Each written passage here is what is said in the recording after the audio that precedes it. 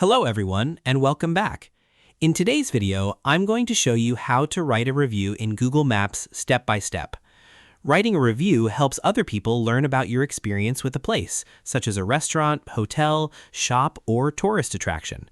So let's get started. First, open your web browser. Next, go to the Google Maps website. Then, sign in with your Google account. In the search box, type the name of the place you want to review. Press Enter. Click the place from the search results. The Place Information panel will open on the left side. Scroll down until you find the Reviews section. Click Write a Review. Now, choose a star rating from 1 to 5 stars based on your experience. Next, type your review in the text box. You can describe the service, quality, cleanliness, or your overall experience. If you'd like, click Add Photos to upload pictures of the place.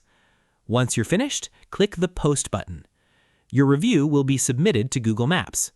Depending on Google's review process, your review may appear publicly after it has been approved. And that's it. You've successfully written a review in Google Maps. Thanks for watching this video.